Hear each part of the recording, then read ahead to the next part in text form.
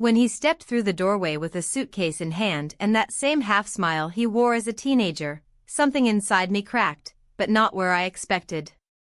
I hadn't seen him in years, and yet the moment our eyes met, it was as if all the air had been pulled from the room. My husband clapped him on the back, laughing, proud to reintroduce the man he still called my boy even though his voice had deepened and his presence had grown heavier. I stood there, dish towel in hand, pretending to be just the welcoming stepmother, not the woman whose breath caught in her throat at the shape of his jaw. That night, while my husband snored beside me, I lay awake staring at the ceiling, unable to ignore the sudden heaviness in my chest. It wasn't fear. It was something closer to recognition. Familiar and terrifying. You see, I didn't plan any of this. Not the glances. Not the moments. And certainly not the pull that would soon unravel everything I thought I knew about loyalty, desire, and the lie I called marriage. But before I take you down that quiet, dangerous road I never meant to follow, tell me, have you ever looked someone in the eyes and known you were in trouble before a single word was spoken? Leave a comment below with where you're watching this from, and tell me, have you ever fallen for someone you were never supposed to? The sound of the front door closing echoed through the hallway like a drumbeat marking the start of something I couldn't name. My husband had gone out to pick up groceries, leaving me alone in the house with him. Not a stranger. Not really. But not family either, not in any way that mattered now. He had only arrived the night before, and already the air felt charged in ways that made me reach for distractions, a laundry basket, the mail, anything. He was in the living room, reading. Or pretending to. I stood at the kitchen sink rinsing mugs that weren't even dirty, just to keep my hands occupied. I could see the outline of him from where I stood, legs stretched out, one arm thrown over the back of the sofa, utterly at ease. But something about the silence between us wasn't ease at all. It was brittle. Alert. I reminded myself that I was being ridiculous.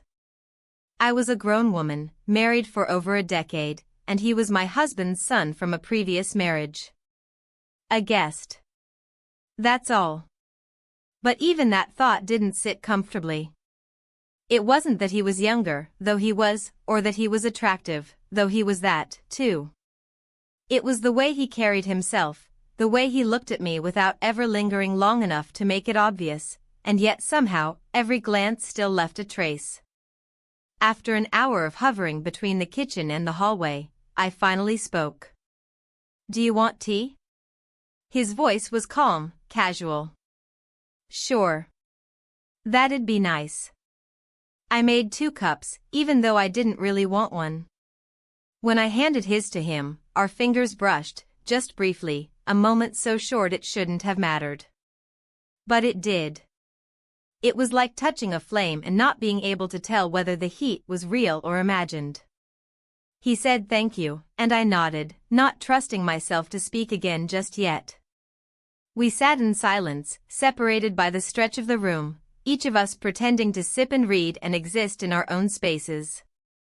And maybe we really were, but there was something underneath it all, some low hum of tension I couldn't tune out. Later that evening, after my husband returned, we had dinner, all 3 of us, and I watched them talk and laugh and catch up on years that had passed without visits. I said the appropriate things, smiled at the right times, filled plates, and poured water. But inside, I was somewhere else entirely. Not in memory or fantasy, but in a strange in-between space where I kept asking myself, what is this? After dinner, I offered to clear the table. My husband went to call his sister, and his son offered to help me with the dishes. I almost said no. Almost. But I didn't. We stood side by side at the sink. He dried what I washed, and again, our arms bumped once or twice. Polite apologies, faint smiles. Nothing said. But I felt the difference in the air again, like walking into a room where someone had just been crying. You don't see the tears. You feel them. At one point, I handed him a plate and our hands locked for half a second longer than they should have. I didn't move. Neither did he. Then I dropped my gaze, released the plate, and turned to the faucet like the moment hadn't happened. "Thanks," he said.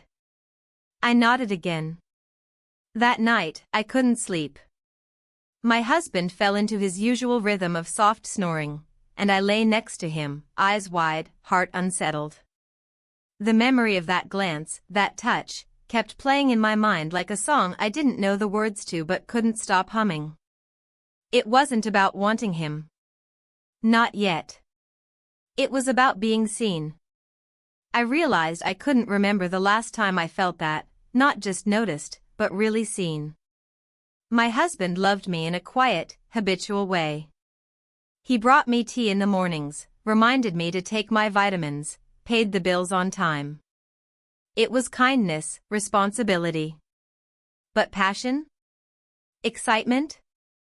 I wasn't even sure I believed in those things anymore, until yesterday. It frightened me, how quickly the feeling had taken root. How easily the possibility of something unspeakable, could make me ache in places I thought had gone numb. The next morning, when I passed by the living room, he was sitting there again, same posture, same expression. He looked up and smiled. It wasn't suggestive or inappropriate. It was just a smile. And yet it burned into me like a brand. I forced myself to look away first. Forced my body to move down the hallway, back into the safety of ordinary routines. But that smile followed me. Not on my skin. Under it. I didn't say anything to anyone that day. Not to my husband, not to myself. But something had begun, and I knew it. I could feel it. Quiet, subtle, but unmistakable. Like the first crack in glass, small, almost invisible. But once it's there, it never goes away. And it only ever grows. The next morning started like any other. The sun filtered through the thin curtains, casting weak shadows across the floor. I heard the familiar clinking of dishes from the kitchen. My husband was making coffee, humming out of tune to a song on the radio. Everything was exactly as it should have been. Except it wasn't. He had woken earlier than me, and I stayed in bed a little longer, pretending to sleep just to avoid small talk.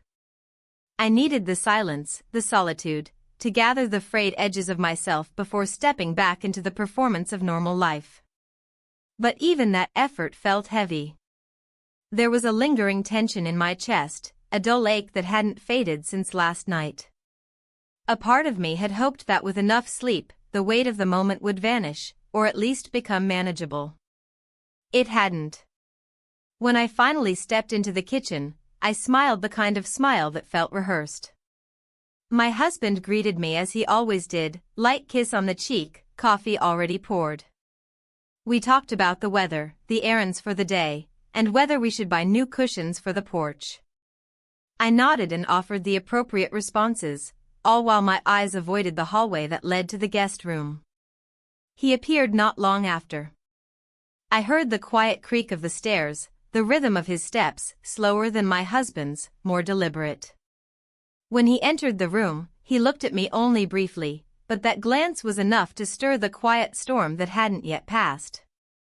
I turned toward the sink, pretending to rinse a mug that was already clean. Breakfast was quiet.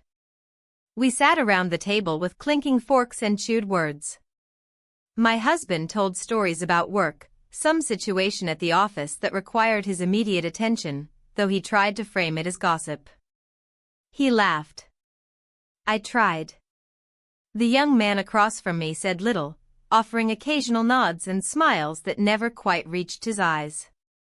He didn't touch his toast. After breakfast, my husband suggested we all take a walk around the neighborhood. The weather's too nice to waste, he said. I hated that phrase. As if the sky was doing something just for us and not the entire city. But I agreed. It would have been suspicious not to. We walked side by side on the cracked sidewalk, him in the middle, casually pointing out which neighbors had repainted their fences or replaced their mailboxes. I listened with one ear, the other tuned to the quiet steps behind me. At one point, my husband stopped to tie his shoe, and I felt a presence beside me, not close enough to touch, but close enough to sense. I didn't look at him. I couldn't. Later that afternoon, while my husband napped in the den with a half-read magazine sprawled across his chest, I found myself in the backyard, pulling weeds from the garden bed though it was the wrong season for planting anything.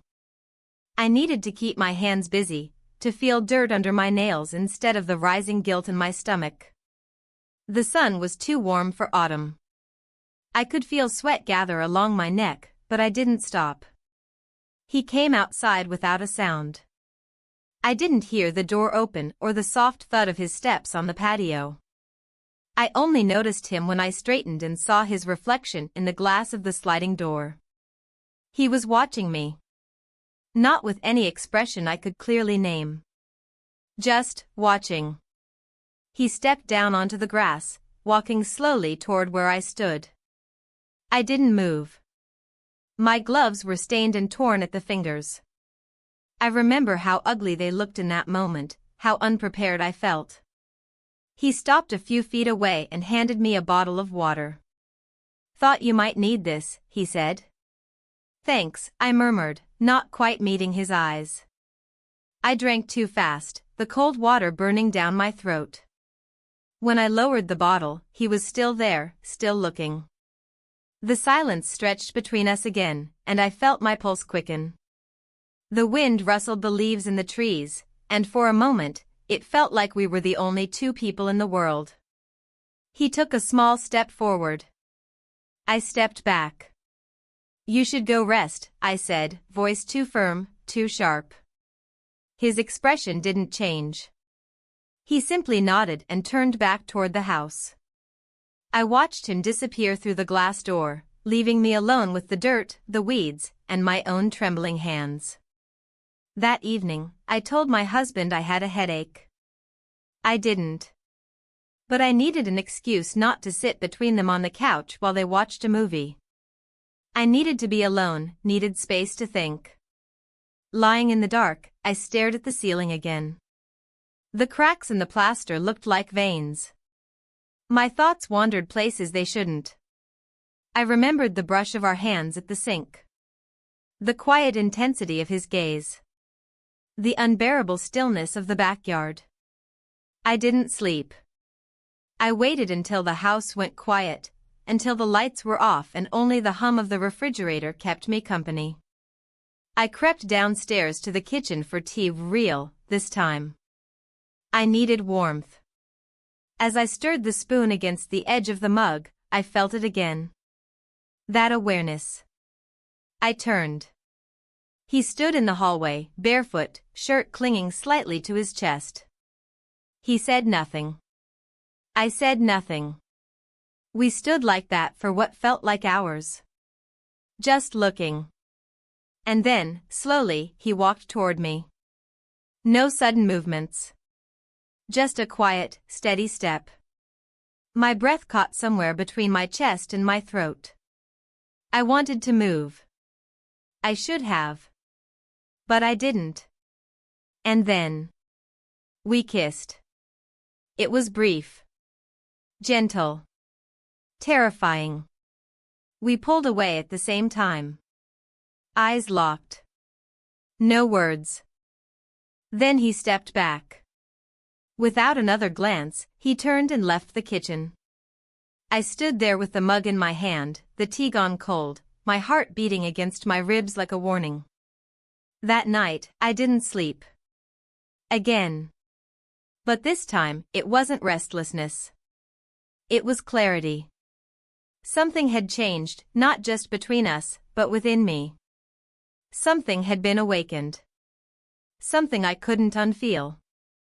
And I knew, without a doubt, that this was only the beginning. The next morning felt quieter than usual, though nothing outwardly had changed. The coffee brewed as it always did. My husband greeted me with the same tired but warm smile. And yet, everything within me had shifted. I couldn't look at the hallway the same way. I couldn't stand in the kitchen without remembering how close we had been, how that kiss had landed like a stone in water, sending ripples far beyond the moment itself. I found myself hypersensitive to everything. The sound of his footsteps on the stairs, the angle of the sunlight through the windows, the hum of the refrigerator. Even the silence between us had a new weight. A few words from my husband, something about weekend errands, floated past me, and I nodded, answering without really knowing what I'd agreed to. My body was present, but my mind was elsewhere, stuck in that fragile space where guilt and hunger coexist. After breakfast, my husband suggested a drive. Maybe up to the hills, he said. Get out of the city for a few hours. Clear our heads. He meant well. He always did. It wasn't that he was unkind or inattentive, just consistent. Predictable. Safe. Safe in the way a lukewarm bath is safe. Comforting, but never thrilling. He offered to drive, of course, and I didn't argue. I climbed into the passenger seat while his son took the back, and the three of us set off. The radio played softly, some talk show fading in and out with the signal. My husband commented on the traffic, the weather, the absurd price of gas. I responded when appropriate. In the rearview mirror, I caught his son's eyes once, just once, and looked away too quickly. The road to the hills wound upward through changing scenery, city giving way to suburbs, then to sparse trees and eventually dense woods. As we climbed higher, the signal disappeared entirely, and the car was filled only with the soft hum of the engine and the occasional cough from the front seat. We stopped at a scenic overlook halfway up the mountain. The view was wide and still, endless hills fading into the distance, dipped in autumn hues. My husband stepped out first, eager to take in the fresh air. I followed, wrapping my cardigan tighter around me.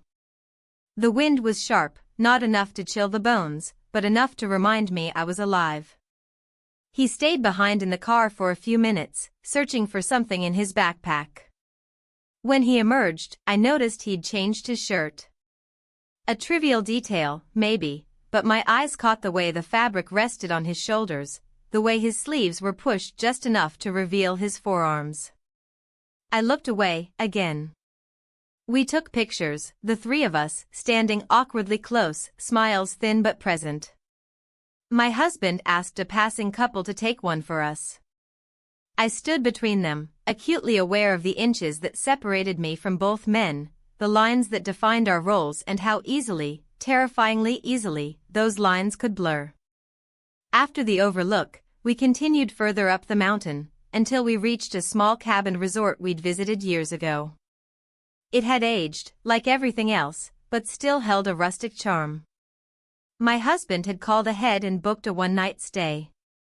A spontaneous little retreat, he'd said with a grin, proud of himself. I hadn't known it was overnight. I didn't protest. There were 2 bedrooms in the cabin, one with a queen bed, the other with a single. My husband claimed the larger room for us, naturally. His son said he didn't mind the smaller space. He'd brought a book, he added, something to keep him occupied. I smiled politely. The rest of the afternoon passed in slow motion. We ate at the nearby lodge, simple food, hearty and warm. My husband made toasts over iced tea, talking about how grateful he was for family moments. I kept my gaze on the condensation sliding down the glass, avoiding the eyes I could feel across the table. Back in the cabin, the fireplace crackled softly, throwing moving shadows on the walls. My husband fell asleep early, stretched out across the bed, one arm dangling off the edge. His breathing deepened into a rhythm I'd memorized long ago, the slow inhale, the slight wheeze, the soft exhale. I watched him for a moment. There was something oddly peaceful about it, even now. Familiar. But not enough. I stepped out of the room, wrapped in a sweater, hoping the cold floorboards would snap me out of whatever had taken root in my chest. The main room was dim, lit only by the dying embers in the fireplace. I poured myself water from the kitchenette, taking slow sips, savoring the plainness of it. The world was too loud inside me. I needed something simple. He was already there, sitting in the armchair by the window, legs pulled up, a book resting on his lap. He looked up when I entered, and I felt the shift again, not in him, in me. He didn't smile. Neither did I. I sat on the edge of the couch across from him, far enough to be proper, close enough to feel the space between us like a held breath. Neither of us spoke. I wanted to say something, anything, to break the spell. But nothing I could think of would be safe. And maybe, deep down, I didn't want safe. The silence stretched until it didn't feel like silence anymore, but conversation in another language. One we both understood but had no words for. Eventually, he stood and walked past me toward the hallway.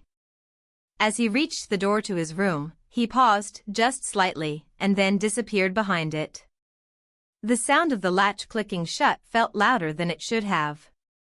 I remained on the couch for a long time, fingers laced together, eyes unfocused. In that quiet, that solitude, I didn't cry. I didn't shake. I didn't even move. I simply sat, listening to the fire die, trying to convince myself that nothing had happened. But something had. Not with words. Not with hands. But something had begun, and there was no pretending otherwise. Morning came softly. The thin light pushed its way through the slats in the wooden blinds, painting long lines across the floorboards. I lay awake, listening to the creaking of the old cabin as it adjusted to the temperature shift. My husband was still sleeping beside me, one arm thrown over his forehead, the blanket half off his body. His breathing was even, undisturbed. I stayed still, eyes open, tracing the faint pattern of knots in the wooden ceiling. Sleep had come in fragments. My mind wouldn't quiet. I kept returning to the living room, to the armchair by the window, to the unspoken things that filled the space between us. The silence that had wrapped around us hadn't faded. If anything, it had deepened. Settled into my skin. I rose slowly, careful not to wake him. I dressed in quiet, familiar motions and stepped into the hallway. The cabin felt colder than I remembered. Or maybe it was me. In the kitchen, I put on a pot of water, deciding against the noise of grinding coffee beans. Tea felt safer. Quieter. I stood by the window while the kettle heated, watching frost clinging to the edges of the glass. The trees outside swayed gently, their limbs bare but stubborn. A small bird landed on the porch railing, puffed up against the cold, then flew off again. I heard movement from the hallway behind me. I didn't turn. I didn't need to. He entered the kitchen slowly, barefoot, his hair tousled from sleep. He didn't speak, and neither did I. We had learned the shape of silence by now. Worn it like a second skin. I poured water into 2 mugs, slid one across the counter to him. He took it with a nod, his fingers brushing mine only briefly. Even that was enough to send a current through my spine. We drank in silence, standing side by side but not facing each other. Just looking out into the woods, where the world still looked untouched. Eventually, my husband entered the room, his voice breaking through the stillness. He was in good spirits, stretching his arms and commenting on the crisp air. He suggested a short hike before breakfast, just down the trail behind the cabins. Good to stretch our legs, he said. I agreed. Not because I wanted to walk, but because saying no would invite questions I wasn't ready to answer. We dressed warmly and set out, the 3 of us, down the dirt trail that looped through the forest and returned to the main lodge. The path was narrow in places, wide in others, blanketed with fallen leaves that crunched softly underfoot. My husband led the way, chatting about the year he and I had first come here. I remembered that trip differently. He had been distracted, on work calls, promising we'd do this kind of thing more often. We hadn't. As we walked, a small dip in the trail caught me off guard. My foot slipped slightly on the loose gravel, and I reached out without thinking. A hand steadied me, his. Strong, fast, familiar. Too familiar. Careful, he said quietly, not meeting my eyes. Thanks, I replied, breath catching in my throat. We continued walking. My husband didn't seem to notice. He was ahead now, stopping to examine a tree with peeling bark. He called out something about how the forest always smelled cleaner in the cold. I nodded from behind, though I wasn't listening.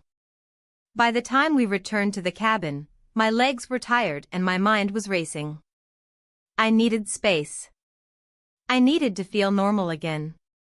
I offered to cook breakfast, eggs, toast, whatever we had. My husband gladly accepted, retreating to the bathroom for a shower. I turned to the stove, trying to focus on small, manageable tasks. Crack the eggs. Stir gently. Flip the slices. Butter the bread. He stood nearby, watching me, but didn't interfere. Just leaned against the counter, sipping his tea. I felt him looking. And I couldn't ignore how much I noticed. When breakfast was ready, we sat and ate in a triangle of polite silence. My husband complimented the eggs. I smiled. His son said nothing but cleared his plate. When we were finished, I stood to gather the dishes, and he helped again, unasked, unspoken. I wanted to tell him not to create space between us, but I didn't. In the small kitchen, we moved in quiet coordination. At one point, he reached over me for a dish towel and his arm brushed mine. I froze. It wasn't dramatic. It wasn't deliberate. But it was enough. The closeness, the shared air, the scent of soap on his skin. It all stayed with me long after he stepped away. Later, we packed up our things. The drive home was quiet. My husband played music, old soft rock songs from his youth, and sang along under his breath. I sat in the front seat, staring out at the winding road, not speaking. In the rearview mirror, I could see him, eyes half-lidded, resting his head against the window. Back at the house, everything returned to routine. My husband brought the bags inside, humming to himself. I went straight to the laundry, sorting clothes automatically. He disappeared into his office to check emails. I stayed in the laundry room longer than necessary, folding shirts that didn't need folding, listening to the sound of the washing machine as if it could drown out everything I was feeling. That evening, the three of us had dinner together again, pasta, salad, wine. It was easier to pretend with plates in front of us, with food to pass and glasses to fill. I smiled more. Talked more. I even laughed once, though I couldn't remember why. But underneath it all, nothing had changed. The tension hadn't faded. If anything, it had grown heavier with every silent glance, every brushed sleeve, every word left unsaid. After dinner, I sat on the porch alone while my husband did the dishes. The sky was beginning to darken, the first stars peeking through. I wrapped myself in a blanket and tried to breathe deeply, tried to remind myself of what I had, a stable life, a home, a man who loved me in his way. But my chest ached.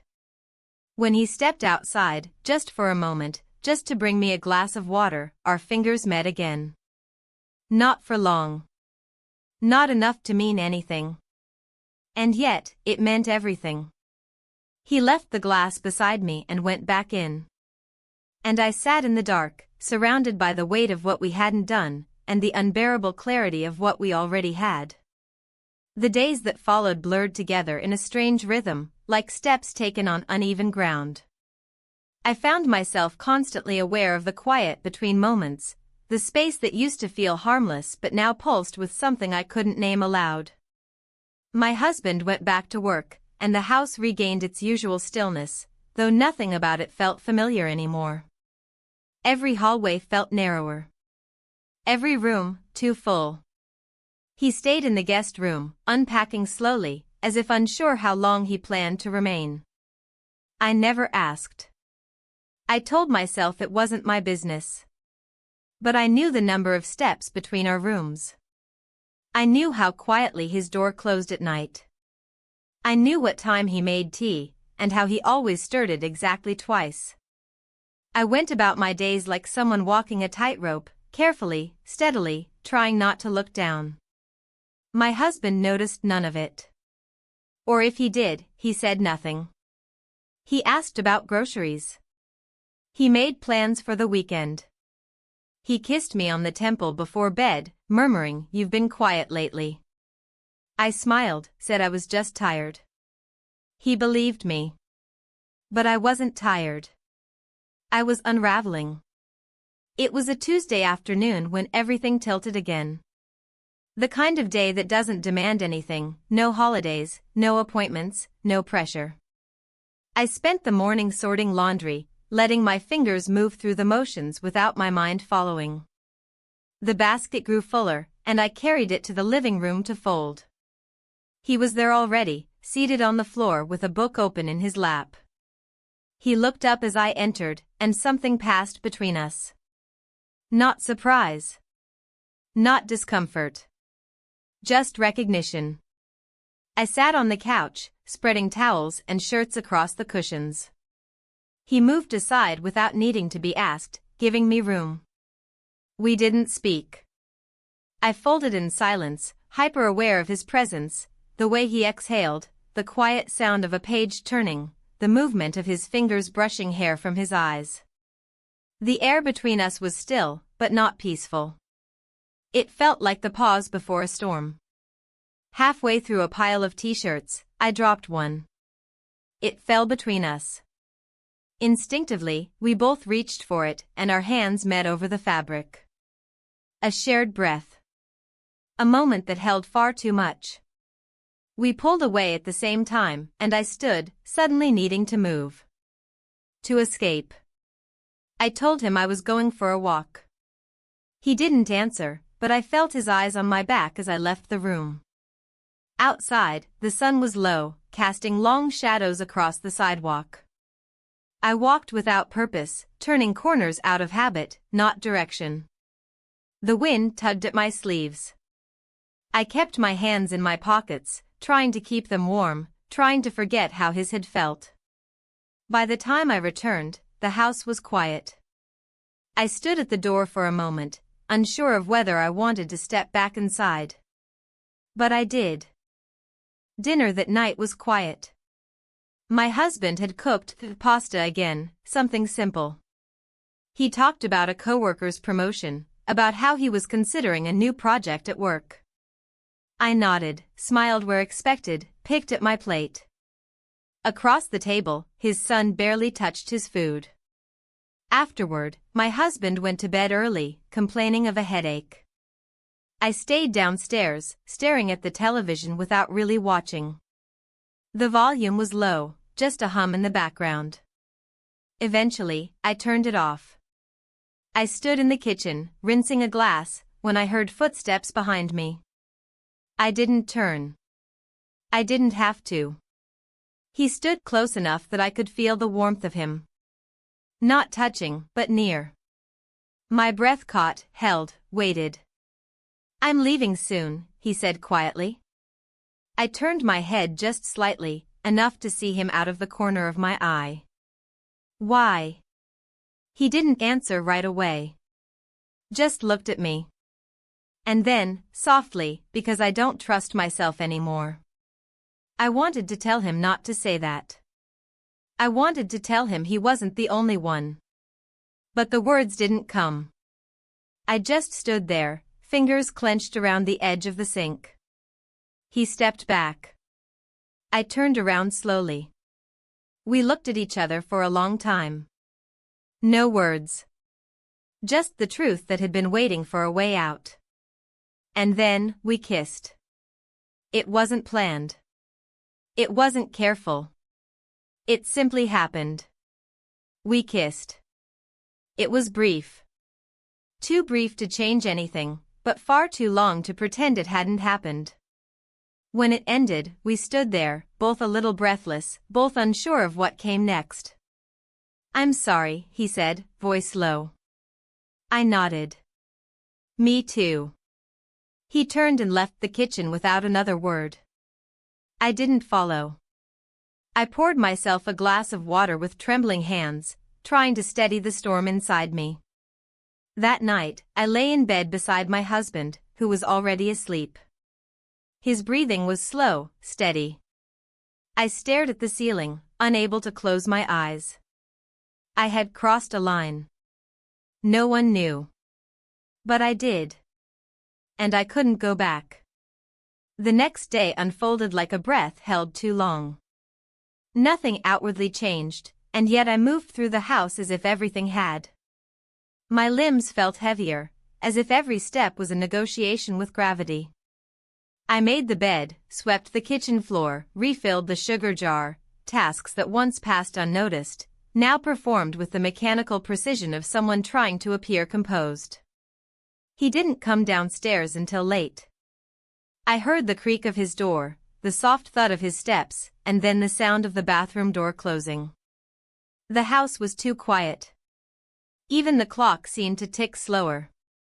My husband had already left for the day, early meetings pulling him from the house while the sky was still pink with morning. I stood at the window, staring at the sidewalk where he had pulled out of the driveway. I hadn't kissed my husband goodbye. I hadn't meant to forget. I simply hadn't thought of it. When his son entered the kitchen, our eyes met briefly, then dropped.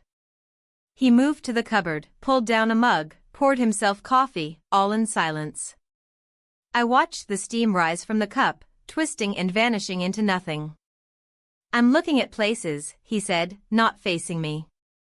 I turned toward the sink, ran my fingers along the edge of the counter. "Places? To stay. Short term, for now. I can't stay here. You know that." My throat tightened. I nodded once, though he wasn't looking. It was the right thing. The necessary thing. But hearing it out loud made the air feel thinner. "You don't have to go," I said quietly. "You didn't do anything wrong." He didn't answer at first. I turned and saw him watching me, tired eyes, something like sorrow resting behind them. "We did," he said. "Both of us." I couldn't argue with that. I didn't try. The rest of the morning passed in fragments. He went out for a walk. I stayed in, wiping already clean countertops, pretending the weight in my chest was nothing more than indigestion. When he returned, we didn't speak. He went to his room. I went to mine. The walls between us might as well have been made of glass. Later that afternoon, my husband called. He wanted to know if we'd eaten. Said he might be home late. I told him everything was fine. I used my best voice, the one that reassured without offering anything personal. He didn't seem to notice the distance. As the sun began to dip behind the trees, I stepped outside onto the back porch. The sky was awash with soft gold, the kind that made everything look momentarily gentler. I sat in one of the old wicker chairs, pulling a blanket across my knees. The quiet felt heavier than ever. He joined me a few minutes later, bringing 2 mugs of tea. He handed one to me without a word and sat in the chair beside mine.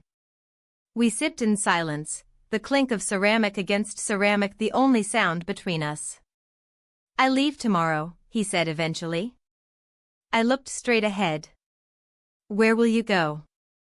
"Downtown. A short-term rental until I figure out what's next." I wanted to ask what he meant by next, but I didn't. Some questions weren't meant to be answered. Not here. Not now. You don't need to explain, I said instead. I know. Another long pause. It wasn't just a mistake, I said, surprising myself. He didn't respond right away. The wind picked up slightly, brushing leaves across the deck in small spirals.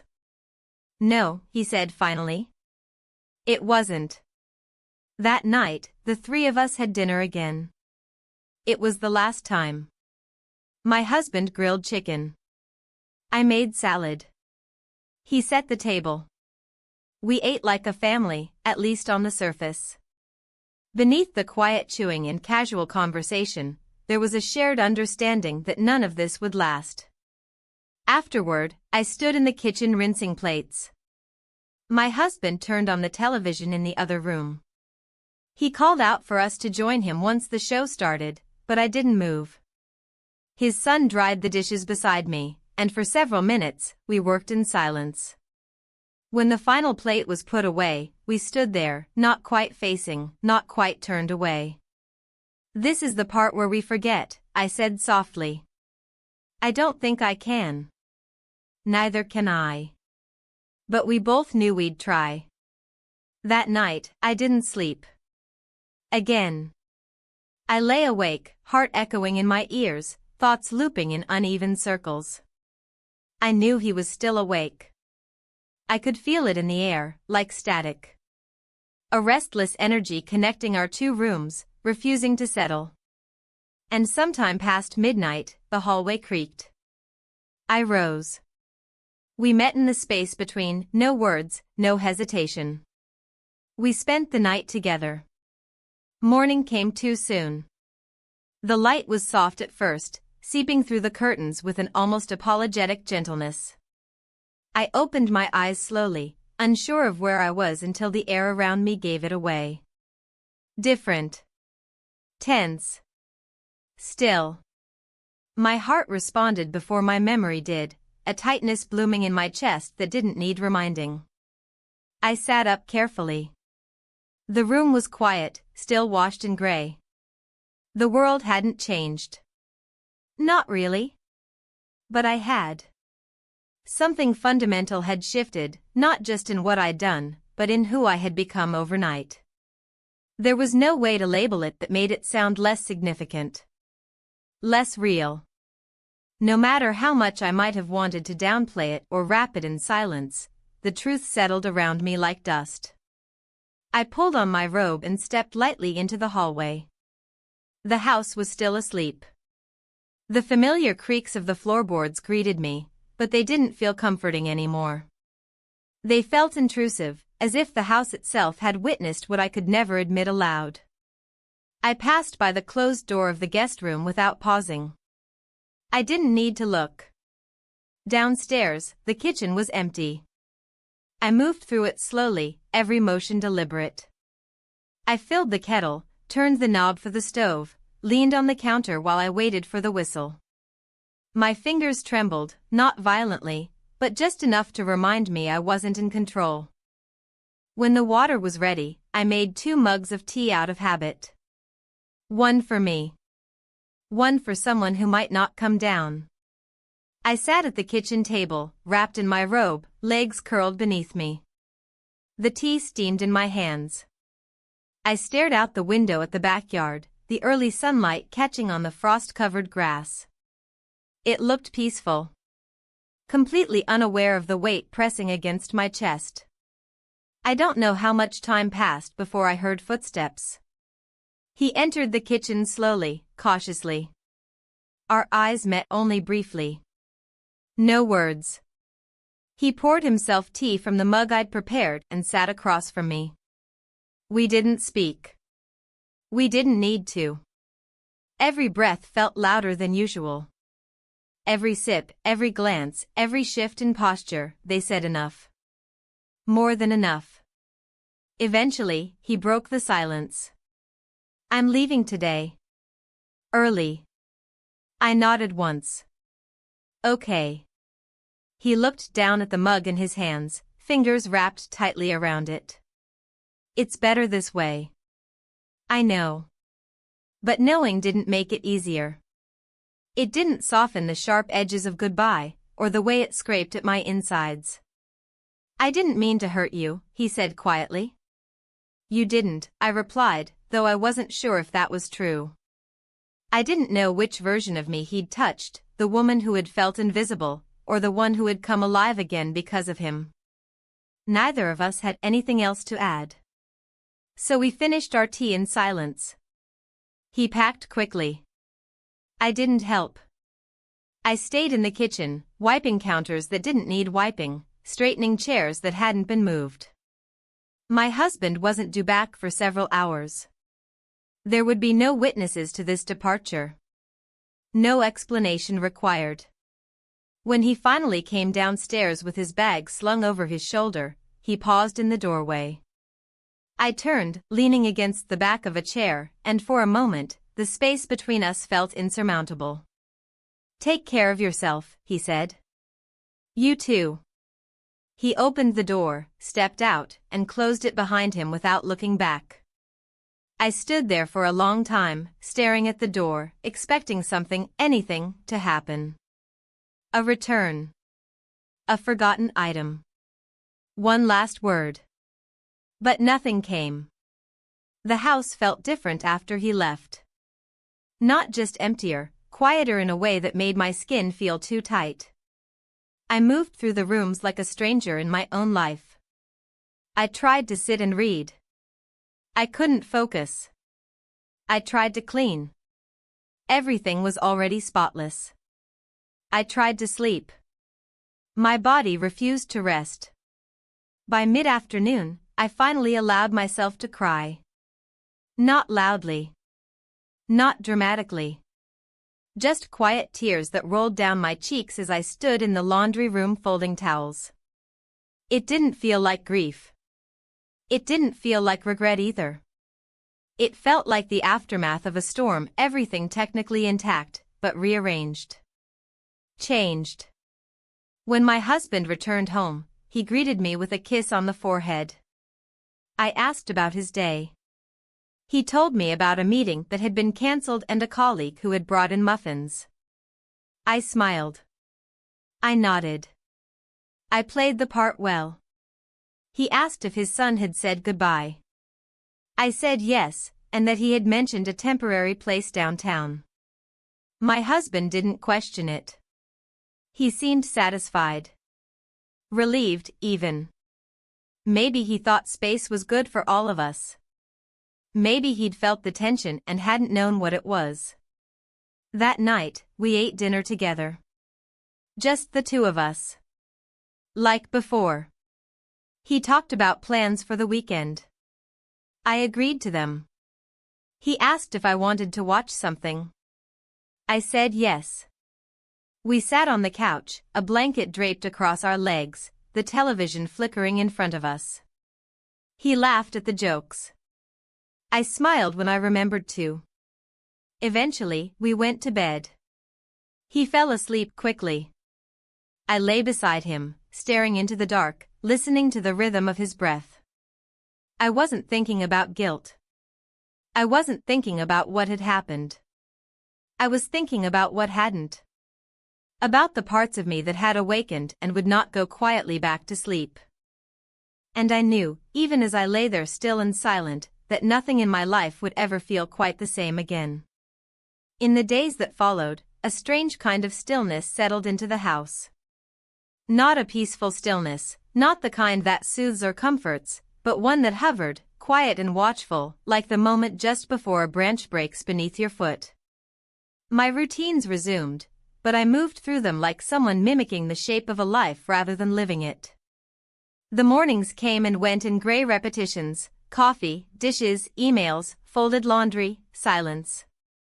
I told myself I was fine. That it was over. That we had done what we had done, and now it was behind us. But memory has its own rhythm, and it doesn't always obey reason. Certain objects would catch me off guard, a ceramic mug he had always used, a folded blanket on the couch where he used to sit, the faint scent of soap that hadn't quite faded from the hallway. These things pulled me backward like a tide, subtle but relentless. My husband remained blissfully unaware. Or maybe not unaware, perhaps just uninterested in looking closely. He continued as he always had, bringing home groceries, suggesting movies after dinner, reading in bed with his glasses perched low on his nose. He asked about my day, and I gave him safe answers. He reached for my hand sometimes, and I let him. I wondered, often, what he would say if he knew. If he had seen. But the truth stayed hidden behind carefully measured words and polite smiles. One afternoon, while cleaning out the hallway closet, I found a single sock of his son's tucked behind a pile of blankets. It stopped me. Just a plain black sock.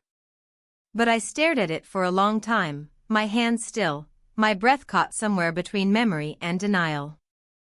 I held it for a moment, then dropped it into the laundry basket without folding it. I didn't want to give it that much care. Later, I sat by the window in the living room, watching the street. The trees had begun to change color, the leaves fading into copper and rust. Children rode past on bicycles. A dog barked in the distance. The world moved on, unaware of the knots inside me. I reached for my notebook, the one I used for grocery lists and recipes, and the occasional poem I never finished. I flipped past pages of neat handwriting until I reached a blank one, then pressed the pen against the paper. I didn't know what I meant to write. I didn't even know if I wanted to. But the pen moved anyway. It started with a single line, "Something in me is still waiting." I didn't know what it meant exactly. Waiting for what? For him to come back? For someone to find out? For myself to change again? I closed the notebook without finishing the sentence. The phone rang later that evening. It was my sister, asking if we were still planning to visit for the holidays. I told her we hadn't decided yet, that I'd check with my husband. She chatted about her new job, her neighbor's loud dog, her growing collection of indoor plants. I listened, responded when needed, but my mind wasn't really there. When we hung up, I stood in the kitchen for a long time, just staring at the floor. That night at dinner, my husband mentioned a weekend getaway, just the two of us. A cabin rental, somewhere quiet. We could use it, he said. Get back to something simple. I nodded. Sure. That sounds nice. He smiled, pleased with my agreement. I forced myself to return the smile. He began talking about dates, availability, whether we should bring board games. I listened. I even made suggestions. But inside, I was thinking about how hard it was to unfeel something. About how something that lasted only a few moments could rewrite the way you saw everything that came before. After dinner, I went for a walk alone. The air was crisp, the street lamps just beginning to flicker on. I passed neighbors I barely knew, gave them a nod, received one in return. Every house looked warm from the outside. Lights in windows. Television screens glowing. Shadows moving behind curtains. It was easy to imagine their lives were simple. That none of them carried secrets beneath their sweaters. Back home, I opened the hall closet again. The sock was gone, already washed, already folded, probably placed in the drawer where it belonged. I hadn't even noticed myself doing it. Upstairs, I sat on the edge of our bed while my husband brushed his teeth in the bathroom. I looked around the room, at the dresser we'd bought years ago, at the picture frame on the nightstand, at the faint line where the wall paint had faded near the window. It was all exactly the same. But I wasn't. When he returned, he climbed into bed beside me, kissed my cheek, and asked what I was thinking about. Nothing, I said. He turned off the light. And in the dark, I lay beside him with my eyes open, wondering how long a secret could live inside a person before it changed them completely. It had been over a week since he left, and though the silence in the house had returned to what others might consider normal, I had become acutely aware of how unnatural it felt. The quiet no longer soothed me. It echoed. Every sound was louder now, the ticking of the wall clock, the hiss of the kettle, the closing of drawers. I didn't know if I missed him or if I just missed the version of myself that had briefly emerged in his presence. Most mornings began the same way. I would wake before my husband, lie still for a few minutes, and try to convince myself to get up. Then I would move through the rituals, make coffee, open windows, glance at the weather. But lately, I had been adding something new, a pause at the guest room door. Just a few seconds. Nothing dramatic. I never opened it. But I would stop there, hand brushing the frame, as if expecting to feel something left behind. One morning, as I stood there, my husband came up behind me. Looking for something, he asked, his voice light but curious. I turned quickly, too quickly. No. Just passing by. He gave a soft chuckle, pressed a quick kiss to my forehead, and continued down the stairs. But something in his tone lingered in my mind. Later that day, I found myself rummaging through the hall closet, looking for a set of candles we hadn't used in months. My husband was at work, and I wanted something to fill the emptiness, a smell, a flicker, anything.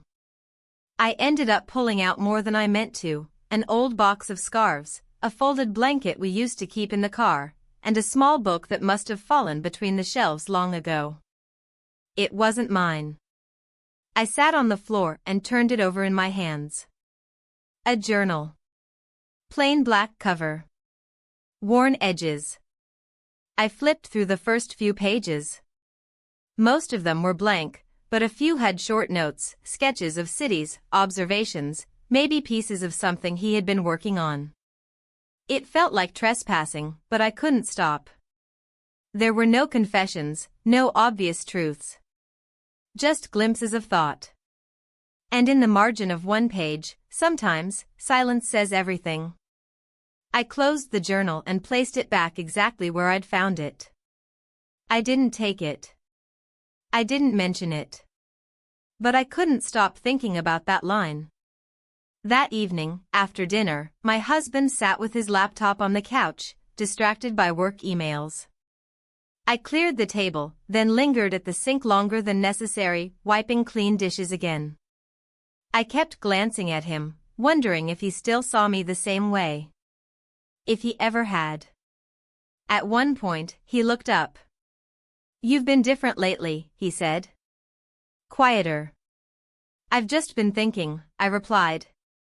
"About what?" I hesitated. "About us. About getting older." He smiled gently. "That's not a bad thing to think about."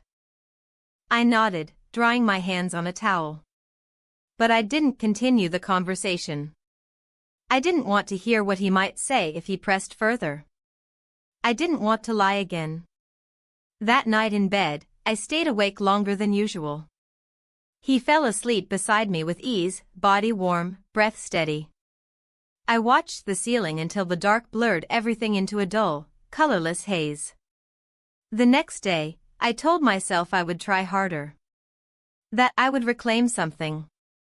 I spent the morning cleaning, really cleaning, the baseboards, the insides of cabinets, the forgotten corners of shelves. I threw out old receipts, wiped down picture frames. I told myself that if I could just remove the traces of distraction, maybe the weight would lift. By afternoon, the house was spotless, but the heaviness remained. I went to the grocery store. I bought fresh flowers, something I rarely did. When I returned home, I placed them in a vase and set them on the dining table. Bright, yellow tulips. They looked almost too cheerful for the room. I stared at them for a while, unsure if I liked the contrast they created. When my husband got home, he noticed them immediately. "Something special?" he asked. "No," I said. "Just thought we needed something new." He smiled. "They're nice." We had dinner in the soft light of the kitchen. He asked about my day. I told him about the closet cleaning, the trip to the store. He talked about work, about someone getting promoted. I nodded, asked a few questions, played the part. After dinner, I suggested a walk, something we hadn't done in weeks. He seemed surprised but happy to oblige. We walked the neighborhood loop, hand in hand. The breeze was cool, but not unpleasant. The streets were quiet, save for the occasional passing car or barking dog. We didn't talk much. Just walked. When we returned home, he said it felt nice, like old times. I agreed, though I wasn't sure what old times meant anymore. Later that night, I sat at my desk with the notebook again. The same one I'd scribbled in days ago. I flipped to the blank page and continued the sentence, "Something in me is still waiting, but I don't know for what." I didn't try to answer it. I just closed the book again and turned off the light. Lying in bed, I realized that silence wasn't always an absence.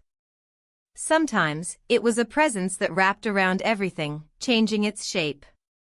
I had told no one my truth, but it lived with me now, in the rooms, in the spaces between sentences, in the weight of my own reflection. And deep down, I knew it was only a matter of time before the silence asked to be heard. I don't know when the quiet turned into distance. It didn't happen in a single moment. There was no sharp break, no argument or accusation. It happened the way fog rolls in, slowly, gently, until you're surrounded and can't quite remember when the visibility changed. My husband and I still spoke. We shared meals, watched the news, even held hands during a movie once. But it felt like going through the motions of a life we used to live, like actors repeating a play with fading conviction. There were no questions. That was the strangest part. No probing glances. No late-night confrontations. If he suspected something, he chose not to say it. Or maybe he had grown comfortable with the version of me who smiled on schedule, who asked how his day was, who never once let the truth break the surface. But something had changed.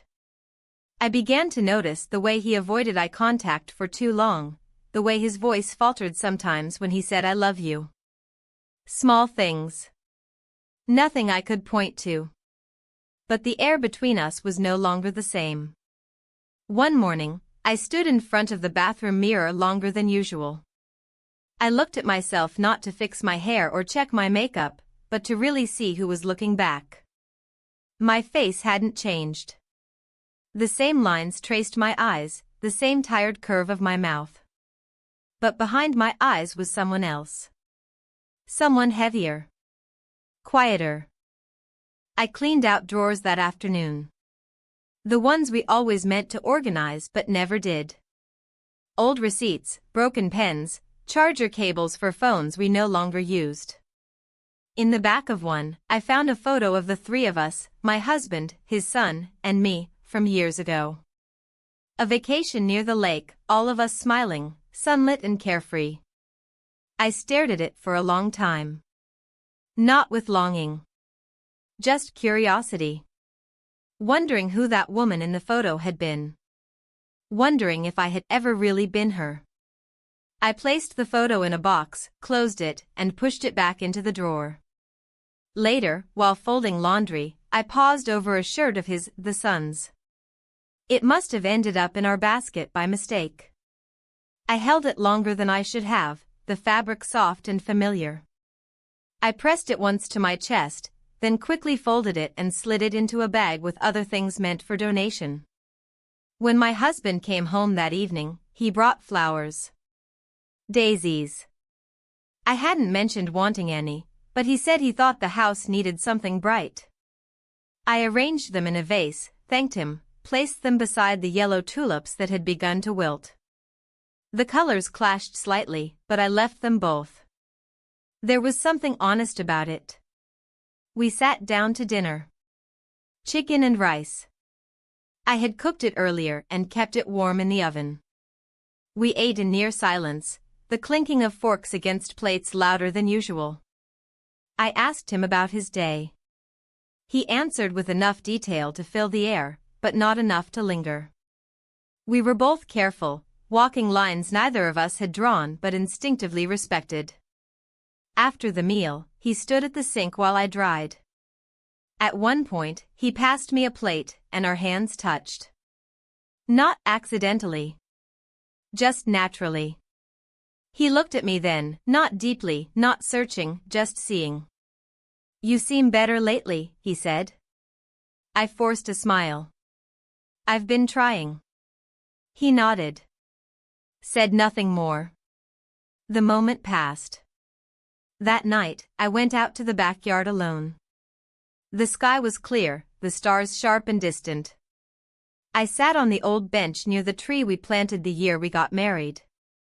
Its branches stretched wider now, leaves rustling in the wind, casting shadows that moved like whispers. I thought about leaving once. Packing a bag. Booking a room somewhere. Just for a few days. To clear my head. But I never did. I never even looked up hotels. There was something cruel in walking away when no one had asked me to stay. Instead, I stayed. And let the weight settle differently. Not heavier. Just more permanent. The next morning, I did what I always did, made coffee, opened curtains, fed the cat. My husband kissed my cheek before leaving for work, his lips soft, familiar. I watched him pull out of the driveway, then turned back inside. I went into the guest room. For the first time since he left, I let myself sit on the edge of the bed. It still smelled faintly of him, of soap and cedar and something I couldn't name. I ran my hand across the blanket, felt the indentation where he used to lie. It had faded, like everything else. I opened the drawer of the bedside table. It was empty except for one small slip of folded paper. I hesitated before unfolding it. Just a single line, in his handwriting. Sometimes it's the silence that tells the whole story. I folded it again and placed it back. That evening, while my husband watered the plants, I stood in the hallway and watched the light fall through the windows. I felt tired, not physically, but in the kind of way that lives in your bones. I didn't want to pretend anymore. But I didn't know how to speak. So I said nothing. At bedtime, he kissed me again. I closed my eyes. And somewhere between the layers of what was and what would never be again, I accepted that not all stories end with clarity. Some dissolve slowly, like morning fog, leaving behind only what the sun decides to reveal. And I, too, would go on, walking through each room like someone who had once lived there completely, and now only kept the place warm.